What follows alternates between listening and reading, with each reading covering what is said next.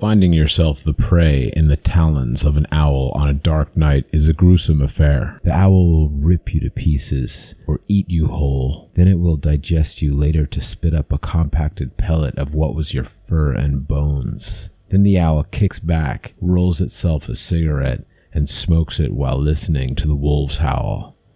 This is the smoking owl.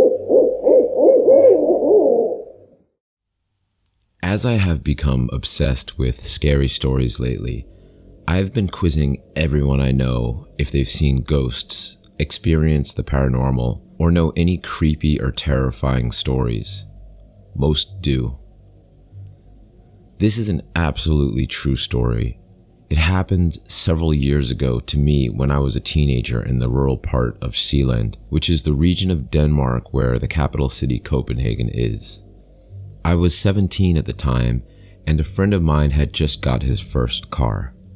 It was that period of life where a car gives a feeling of freedom, and we would go places just because we wanted to exercise our newly discovered freedom of having a car.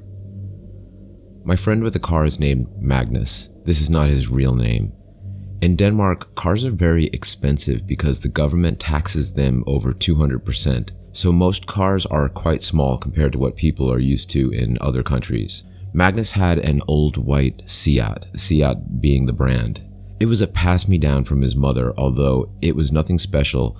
Just having a car in Denmark at age 17 gives bragging rights.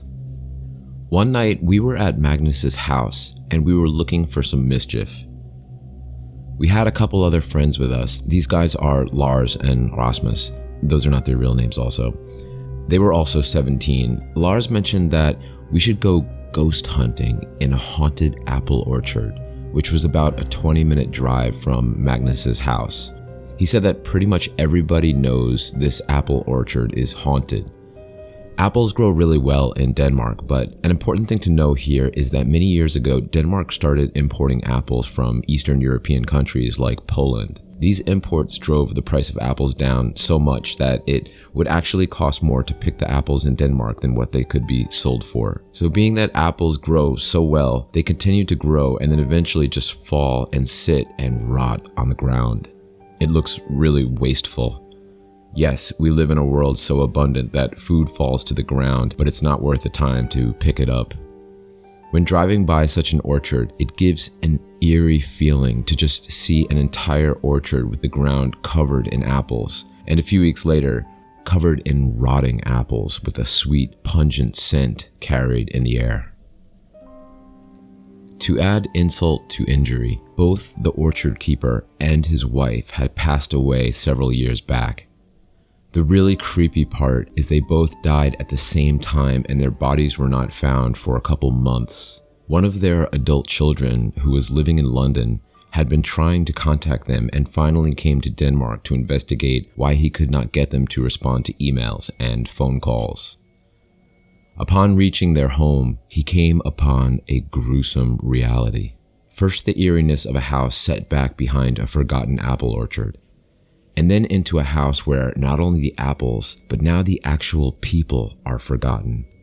This couple not only fell into financial trouble, but ill health as well, and had died. It was an extra mystery how they both died at the same time, but that is just unexplained. The belief in the town is that they did not move on, but continued to haunt both the house and the apple orchard that failed them. Lars had heard a few stories about people reporting that they had seen the couple still roaming the apple orchard at night. One story is that the wind was whistling and the words, and this is Danish,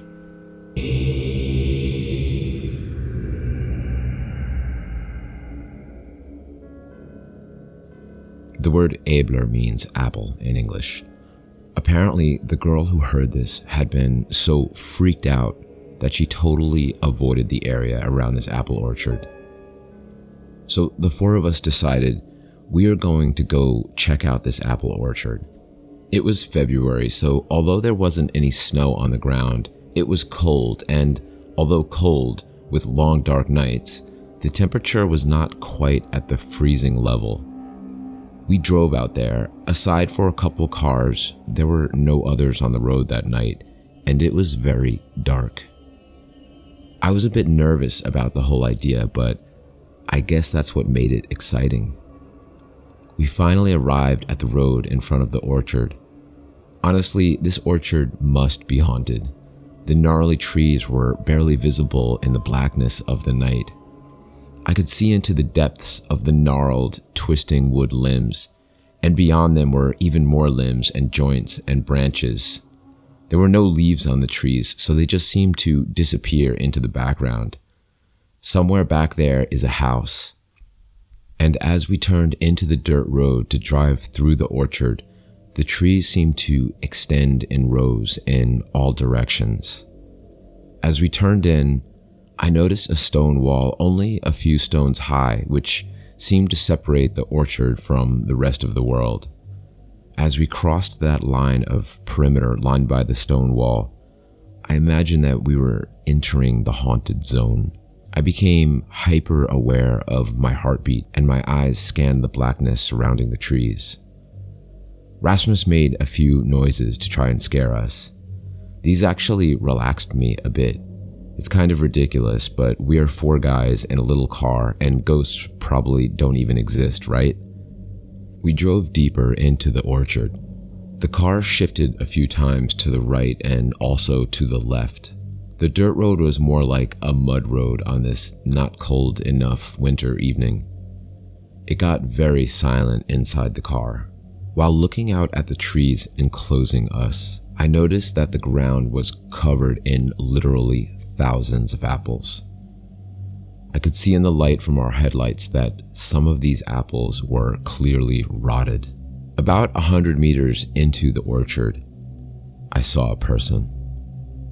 Standing a few apple trees back off to the right side of the car was a still outline of a person, just standing still. I was aghast at the sight and pointed it out to the others.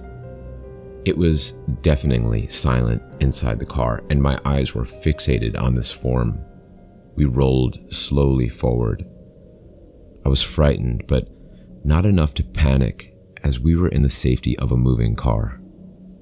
The others were leaning in to get a view of whatever was standing back there.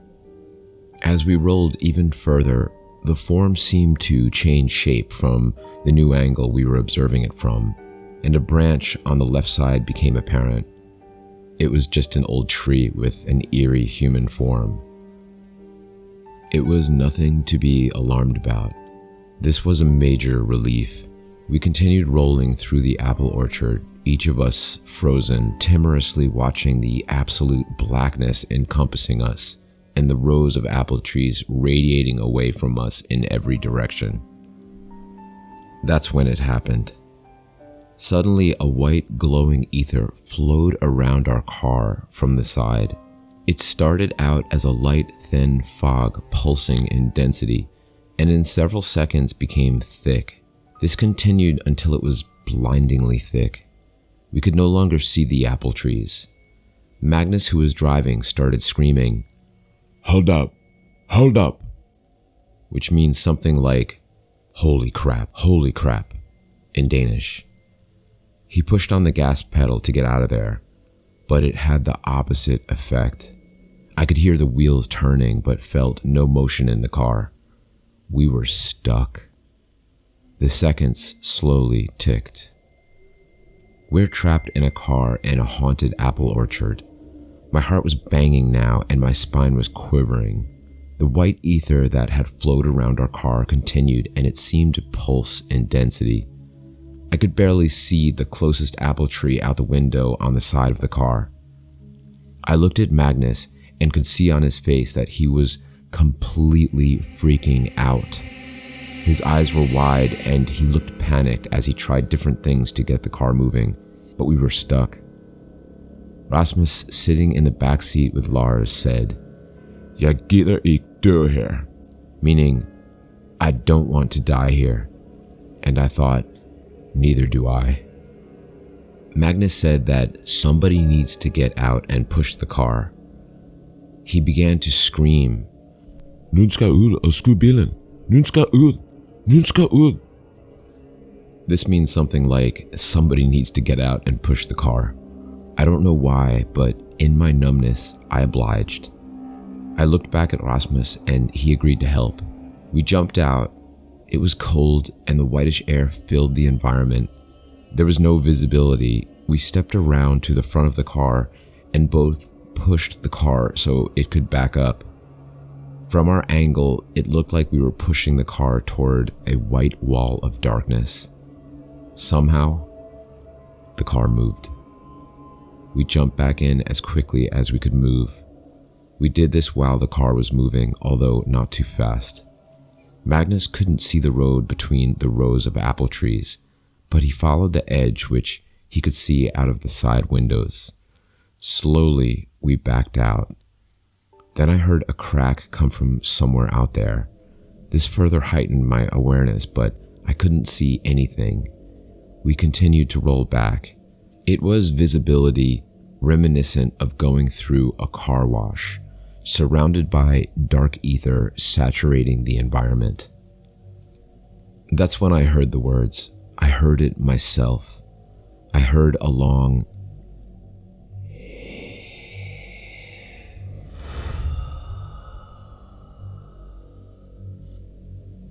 I asked Magnus if he heard that. He was concentrating so much on backing the car out, he didn't see to it. And then we reached the perimeter stone wall. We had backed out to the main road finally. The air was clear again, and as Magnus sped off, I turned back to see the orchard fade off as we drove away. I could see the low stone wall, the first row of apple trees, but the orchard still had that mystifying fog which seemed to pulse around the trees from the wind. I remember feeling glad and safe to have gotten out of there. We never really talk about that night. The weirdest part was that I swear I heard the word apple, Abel in Danish. While it could be my imagination, the whole experience was too weird and unexplained. Whenever I visit that town, I try to keep a safe distance from that orchard. Smoking Owl here. I'm currently working on a story about a cryptocurrency trader whose life took a dark turn when he got himself in too deep using extrasensory perception to predict price movements. So check in again soon and be sure to subscribe.